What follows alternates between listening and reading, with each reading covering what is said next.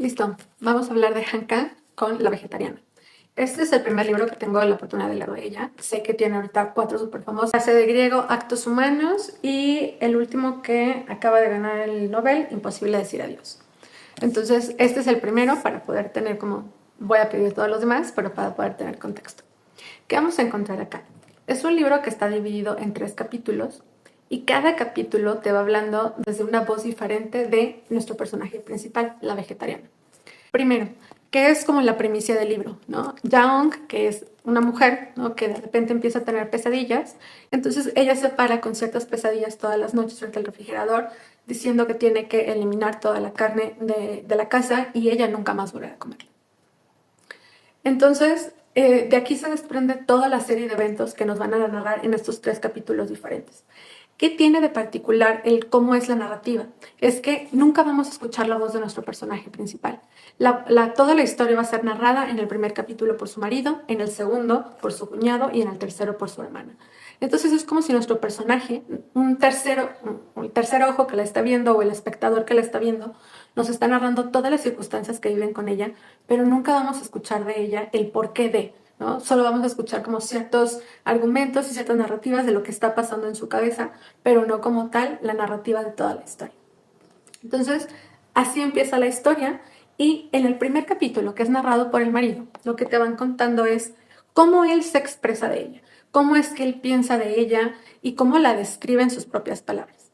Y creo que aquí vamos a abrir un contexto de que creo que sirve mucho haber leído antes el libro de Kim Ji-yoon, porque nos habla de todo lo que es la sociedad coreana y de cómo se relacionan estos hombres y mujeres pues en su día a día.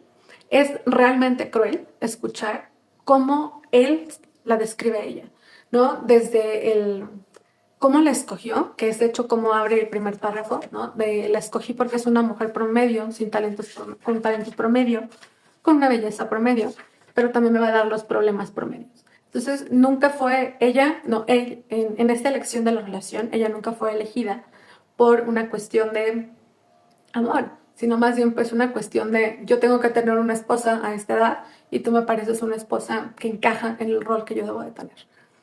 Y ese es el menor de los daños que él hace, ¿no? Es increíble cómo él va describiendo lo que siente por ella, que es un poco de desprecio, que aquí me recuerda mucho a este libro de, o sea, realmente los hombres aman a las mujeres. Realmente, o sea, porque a veces se desprenden en estas relaciones del día a día interacciones de odio. Y así es como ellos se relacionan. La violencia que él ejerce sobre ella a todos los niveles, psicológico, ¿no? Un poco físico, y también existen escenas muy explícitas narradas sobre violencia sexual. Y todo el primer capítulo está descrito con esta voz y es muy irritante, o al menos a mí me parece muy irritante, insisto. Me concientizó mucho saber que no lo tengo que leer con estos ojos occidentales, sino más bien con la parte de cultura que me están mostrando de la cultura del Corea del Sur. Entonces vas avanzando y este hombre empieza a cuestionar, ¿no? El por qué no vas a dejar de comer carne, qué es lo que estás soñando. Y creo que desde este lado podemos verlo de, oye, es una decisión que no cambia en sí el trayecto de la vida de alguien. Ella podría tener la oportunidad de decidirlo sola, ¿no? Pero está tan sometida que esta decisión tan simple empieza a escalar a no solo él. La familia se mete, todos intentan hacerle cambiar de opinión, como si realmente la chica estuviera diciendo, me voy a dedicar a, no sé, a matar bebés o cosas así, pero no, solo está decidiendo no volver a comer carne ella. Pero es la violencia con la que la tratan y la sumisión en la que ella se encuentra.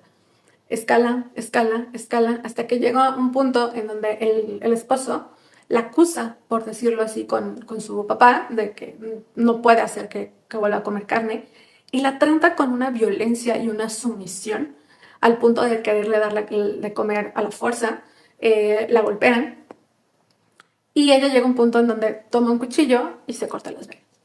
Entonces es ya la escena de su cuñado sacándola al hospital para tratar de salvarla.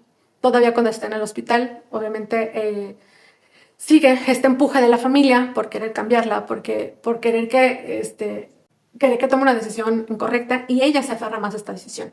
Entonces aquí la interpretación es, entiendo, no es la carne es el objeto físico para demostrar tu enojo, tu rabia, tu descontento, ¿no? Todo lo que está pasando por ser brutalmente aplastada como está siendo aplastada. Entonces ya en el hospital, en la escena del hospital, ella sale corriendo, ¿no? Se escapa como de la sala y en la última escena te la describen como una especie ya de animal, como entre un pajarito y un gato que está perdido tomando el sol desnuda afuera del hospital. Y te va hablando de un declive, ¿no? La vegetariana, ¿no? Aparte de no comer, digamos que no comer carne, existe más la cuestión de quiero volverme un vegetal. Y creo que es una metáfora de decir también, quiero morir. Después entra el segundo capítulo, que es donde entra nuestra segunda pareja de personajes. Está el cuñado y la hermana, que al contrario de la relación que tiene la vegetariana y su esposo, ellos tienen una relación también poco convencional, pero por la carga de roles que llevan. La hermana de la vegetariana, en este caso, es una persona muy capaz, que ha hecho una vida empresarial muy exitosa, tiene un hijo, y su esposo es un artista. También este segundo capítulo es narrado desde la voz del cuñado, o en este caso del artista. Y obviamente él tiene una frustración enorme porque no cumple con los estándares que se esperan de él como hombre en la sociedad coreana. Entonces siempre vive como con un halo de sumisión a su esposa. Y por eso también la violenta. Por eso también es estar violento con ella. Y nos va narrando un poco a poco cómo es esa violencia, que es mucho más sutil que la que se llega a sentir Jung o llega a vivir Jung. Pero es esta violencia de hazte tu cargo de todo, hazte tu cargo del niño, yo soy como un ente que no está presente en la casa. Al contrario, se vuelve como un hijo mayor para ella. Entonces, él se siente muchas veces como castrado, por decirlo así, por la figura que es su esposa. Y también por esto ejerce mucha violencia contra ella. También hay una escena muy cruel y muy gráfica sobre abuso sexual de él hacia ella. Y narrado desde la mente masculina. Significa que para él fue narrada con excitación en vez de narrarlo como el proceso violento que fue. Entonces, él empieza a sentir excitación por su cuñada, porque su cuñada era todo lo diferente a su esposa, no era una persona estructurada, no era esta persona que él sentía que lo aplastaba, al contrario, en este momento Jung era algo mucho más frágil y con una lucidez mental un poco, digamos que inexplicable o inentendible. Entonces, en una conversación sale, la hermana le platica que Jung todavía tiene lo que es la mancha mongólica, que de hecho es el nombre del segundo capítulo. Y voy a dejar por acá porque yo tampoco sabía qué era. Me puse a revisar y es como una pequeña, como una especie de lunar, por decirlo así, un lunar verde morado que en ciertos niños, digamos que sale, pero que es muy difícil que esta mancha todavía perdure hasta la adultez. Entonces lo vemos a él obsesionado con lo de la marca mongólica y empieza a tener pensamientos de índole sexual con su cuñado y empieza a ver el cómo podría ejecutarlo sin que su vida se terminara de alguna manera. Y en esta aproximación de que tiene que él es artista, hace como videos performáticos, empieza a ocurrirse la idea de pedirle a ella que posara desnuda para él. Obviamente viene todo el nerviosismo que tiene por podérselo decir y si ella aceptaba y demás. Se lo propone y acepta, ¿no? Entonces la cita en este estudio donde va a ser esta parte de video y primero le pide que se desnude.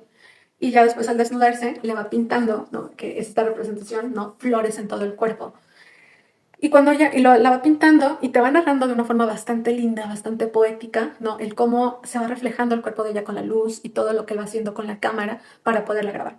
Pero también te va narrando la excitación que él va sintiendo en ese momento por ella.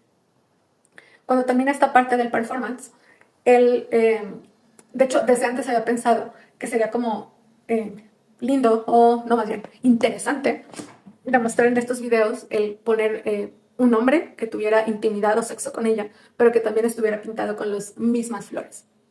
Entonces, al principio pensó obviamente en él, porque él quería estar con ella, pero su cuerpo le avergonzaba. Entonces le pidió a alguien más que si podía participar en este performance y también se lo pidió a ella y ella aceptó. Entonces se ven un segundo día para poder tener estas segundas tomas. A la persona que se lo había solicitado, que era un amigo que compartía el taller con él, se empezó a poner demasiado incómodo porque realmente fue como de, oye, esto está pasando la línea del arte hasta volverse un material pornográfico y yo no pienso participar en esto. Entonces se va, ¿no? Se va y los deja ellos dos solos. Y en este caso, nuestro protagonista, la vegetariana, le dice, ¿no? Con una expresión de yo quedé húmeda. Y él, obviamente, fue una expresión que le voló la cabeza, pero que le dijo contigo no. Y él pregunta el por qué. Y ella le dice que realmente lo único que le gustó de la otra persona fue el cuerpo pintado de flores. Entonces él sale en ese momento del estudio y busca a alguien más a que le ayude a armar en su propio cuerpo también estas figuras de flores y estos trazos.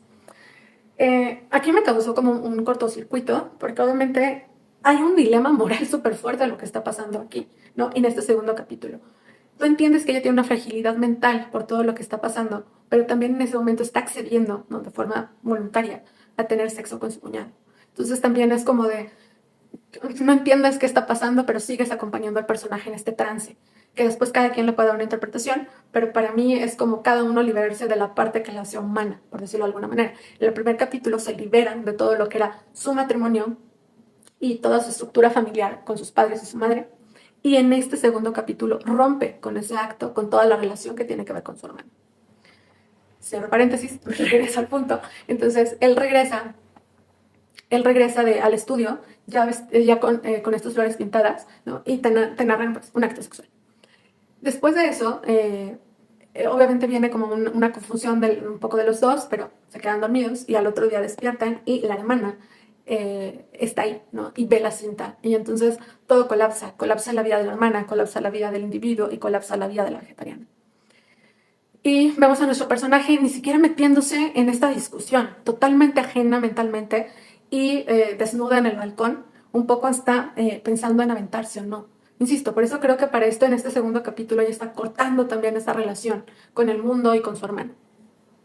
Entonces obviamente es un shock, ¿no? De lo que acaba de pasar y la hermana decide llamarle al psiquiátrico para que se lleven tanto a su hermana como a su esposo a internar, porque ella no da crédito de los videos que vio ni el sentido de lo que estaba viendo.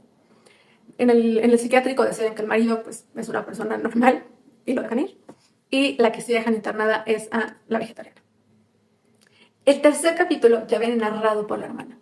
Narrado desde esta escena, después de lo que pasó su vida después de. Y también ya los introyectos que va teniendo ella sobre todo lo que está pasando. Su vida se acaba de derrumbar. Ella tiene que hacerse cargo sola de su hijo y aparte pues toda la estructura que ella mantiene de su empresa y demás pues se la están comiendo. Lleva días sin dormir, lleva mucho tiempo sin entender qué pasa con su hermana está internada en el psiquiátrico y sigue en este proceso de no comer. Ahora, yo no es solo que decida no comer carne, sino es el proceso de inanición total. Está queriendo desaparecer, queriendo morir. Entonces ella va al hospital, obviamente viene como toda esta historia clínica, las escenas brutales que hay cuando intentan hacer que ella coma a la fuerza, que es igual de violenta que las escenas que narran de violación. Porque aquí viene, creo que otro de los dilemas éticos muy profundos que propone la novela. Cuando ella le dice, ¿por qué haces esto? ¿Por qué no estás comiendo? O sea, ¿qué está pasando por tu mente? ¿Qué está pasando? Pues que hiciste lo que hiciste. Y ella le dice, ¿por qué no puedo morirme? O sea, ¿por qué alguien más, si toda la vida han decidido por mí, por qué hasta alguien más tiene que decidir en el último momento hasta dónde debo vivir? Ella lo que quería era morirse. Y era una muerte silenciosa lo que estaba haciendo, dejando de comer carne, comida y después de beber agua. En una forma poética lo seguían relacionando, lo seguían hilando con todas estas frases sobre las flores y la naturaleza, en la cuestión de quiero volver un vegetal. Y tiene todo el sentido, porque aparte, cómo fue narrado, yo nunca pude escuchar la voz de la protagonista. Siempre la trataron justo como una planta, como un vegetal.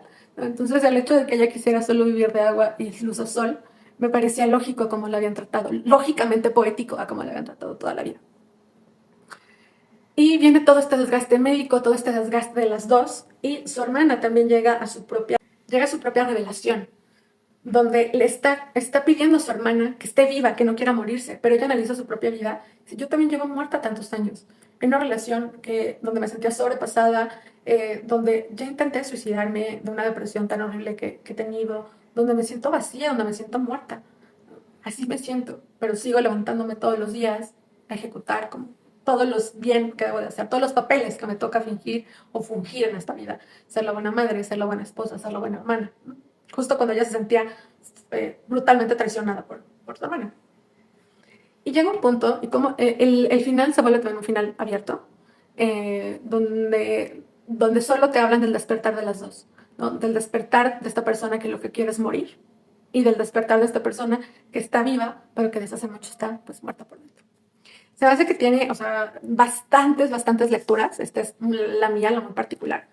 Me parece que es un libro que mucho más allá de solo hablarte de la crisis o el colapso que puede haber en una sociedad como la subcoreana y todo lo que hay de cultura para las mujeres, también te habla de la depresión, de la salud mental, del deber ser,